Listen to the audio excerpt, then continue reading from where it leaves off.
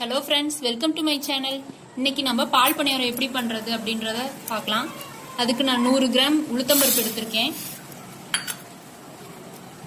அப்புறம் 100 கிராம் பச்சரிசி. இதை ரெண்டையும் கழுவிட்டு 3 மணி நேரம் ஊற வைக்க போகிறேன். ரெண்டையும் கழுவி 3 மணி நேரம் ஊற வச்சுட்டேன். இப்போ இதை அரைச்சிக்கலாம், தண்ணி கம்மியாக ஊற்றி. அரிசியும் உளுந்தையும் நான் 1 ஸ்பூன் கல்லுப்பு சேர்த்து நான் அரைச்சிட்டேன். பாருங்க, கொஞ்சமாக தண்ணி ஊற்றி இந்த பதத்துக்கு அரைச்சிட்டேன்.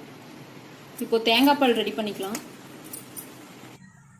தேங்காய் பால் வந்துட்டு நான் ஃபர்ஸ்ட் பால் செகண்ட் பால்னு வச்சு எடுத்திருக்கேன். ஒரு ஃபுல் தேங்காவை இதுக்காக நான் யூஸ் பண்ணியிருக்கேன். இது இதில் ஊற்றிக்கலாம்.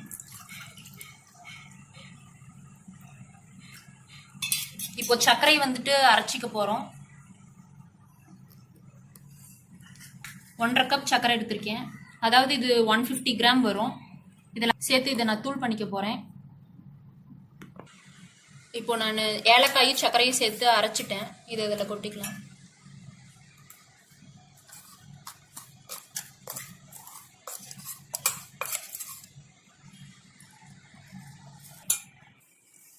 இப்போ வானல்ல எண்ணெய் ஊற்றியாச்சு, காஞ்சிடுச்சு.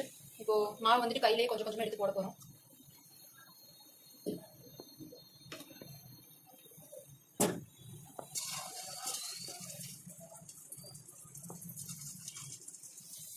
கொஞ்சம் கொஞ்சமா ஒவ்வொரு டைமும் கொஞ்சம் கொஞ்சமா எடுத்து போடுங்க.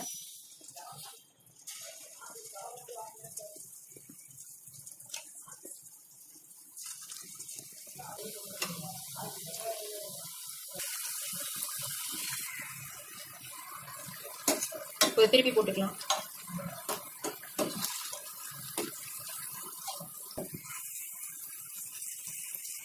இப்போ எல்லாம் லைட் கோல்டன் ப்ரௌன் கலர்ல வந்துருச்சு.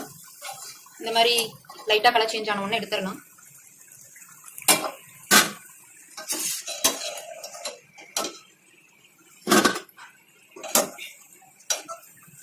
இப்ப நம்ம பொரிச்சு எடுத்ததை இதுல சேர்த்துடலாம்.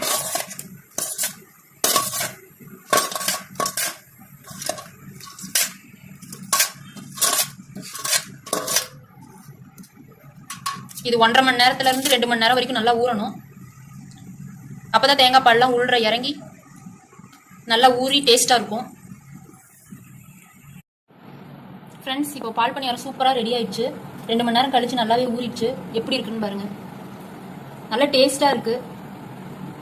இதே மாதிரி நீங்களும் வீட்ல செஞ்சு பாருங்க. எப்படி இருந்ததுன்னு கமெண்ட் பாக்ஸ்ல கமெண்ட் பண்ணுங்க, லைக் பண்ணுங்க, ஷேர் பண்ணுங்க, அப்புறம் சப்ஸ்கிரைப் பண்ண மறந்துடாதீங்க. தேங்க்யூ.